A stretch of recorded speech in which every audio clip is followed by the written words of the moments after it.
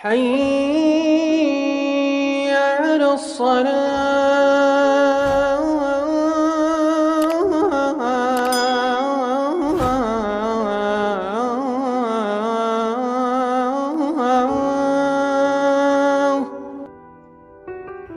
Assalamualaikum warahmatullahi wabarakatuh. Kembali lagi dengan saya sebagai pembawa amanah, tentunya di channel kesayangan kita semua, yaitu Hamlop Channel. Para sahabat yang dicintai oleh Allah Subhanahu wa Ta'ala, salah satu tanda hari kiamat adalah munculnya Imam Mahdi. Imam Mahdi akan diangkat menjadi pemimpin umat Islam di akhir zaman. Dan Imam Mahdi pun akan menjadi panglima perang umat Islam di akhir zaman. Hal ini dikarenakan pada saat nanti akan ada perang besar antara kaum muslimin dan kaum kafir.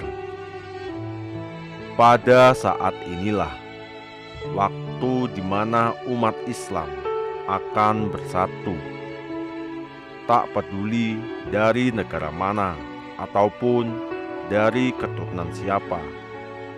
Umat Islam dari seluruh dunia akan bersatu untuk mengalahkan musuh-musuh Allah Subhanahu wa Ta'ala, menegakkan keadilan dan memusnahkan kezaliman.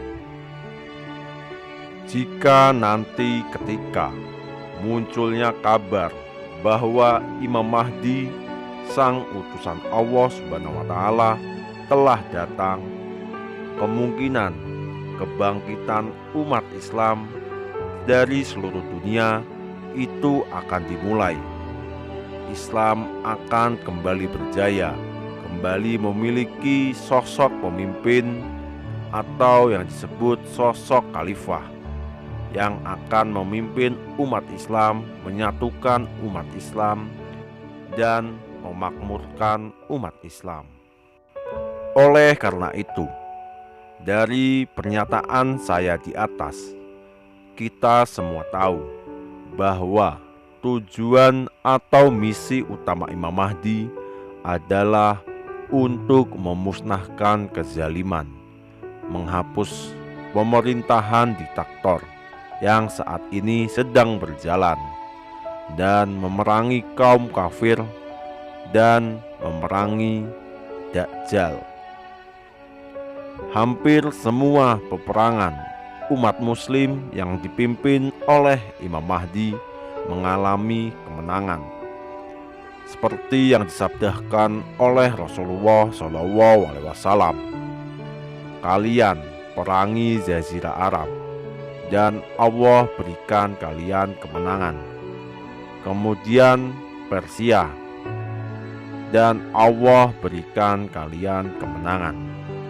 Kemudian kalian perangi Rum atau Romawi, dan Allah beri kalian kemenangan. Kemudian kalian perangi Dajjal, dan Allah beri kalian kemenangan. Hadis riwayat Muslim 5161. Dengan kemenangan demi kemenangan yang diraih, Imam Mahdi dan umat Islam akan membuat Dajjal marah dan keluar dari persembunyiannya. Hal ini diterangkan dalam sebuah hadis yang artinya, sesungguhnya ia keluar dari kemarahannya. Hadis riwayat Muslim. Kemunculan Dajjal sontak membuat pasukan Imam Mahdi dan kaum muslimin menjadi lemah.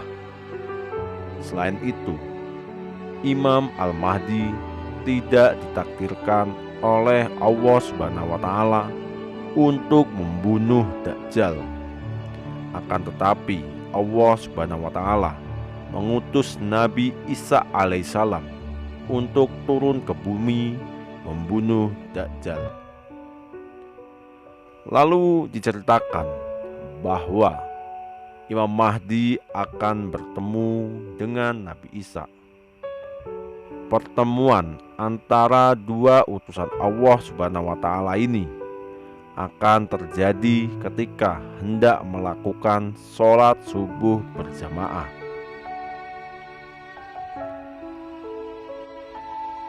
Dan diceritakan setelah sholat subuh berjamaah dan dipimpin atau diimami oleh Imam Mahdi, terjadilah peristiwa besar ketika Nabi Isa membunuh Dajjal. Setelah Dajjal terbunuh, terjadilah masa-masa pemerintahan Imam Mahdi selepas kematian Dajjal. Pada masa pemerintahan Imam Mahdi, seluruh umat manusia di bumi ini akan hidup dengan aman dan tentram. Terhapusnya rasa iri dan dengki, harta yang berlimpah ruah, dan apabila ada satu genggam emas sengaja dijatuhkan di jalanan, tidak akan ada yang mau mengambilnya, karena semua orang sudah hidup dengan makmur. Hewan yang saat ini dianggap buas dan berbahaya sudah tidak lagi membahayakan.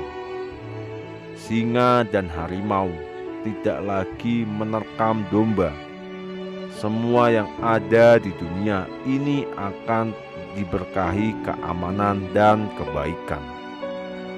Para sahabat yang dicintai oleh Allah Subhanahu wa Ta'ala, perlu saya tekankan, pemerintahan Imam Mahdi dan Nabi Isa bukanlah membawa risalah baru atau ajaran baru.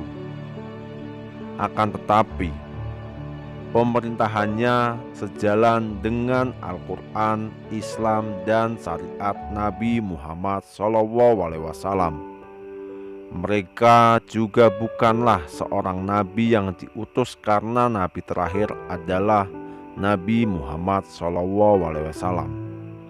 Oleh karena itu, kita semua menjadi tahu bahwa tujuan Imam Mahdi diutus oleh Allah Subhanahu wa Ta'ala adalah untuk memimpin umat Islam agar bisa kembali bersatu, lalu bersama-sama menghapuskan kezaliman dan menegakkan keadilan. Dan yang terpenting, Imam Mahdi akan kembali memurnikan ajaran-ajaran agama Islam sesuai dengan syariat-syariat yang diajarkan oleh Nabi Muhammad SAW. Oleh karena itulah, para sahabat semua, ini merupakan suatu kabar baik untuk kita semua. Jangan pernah berputus asa, karena rahmat Allah Subhanahu wa Ta'ala takkan pernah terhenti. Mungkin pembahasannya sampai di sini dulu. Apabila ada kurangnya, saya mohon maaf. Wassalamualaikum warahmatullahi wabarakatuh. Allahu a'lam bishawab.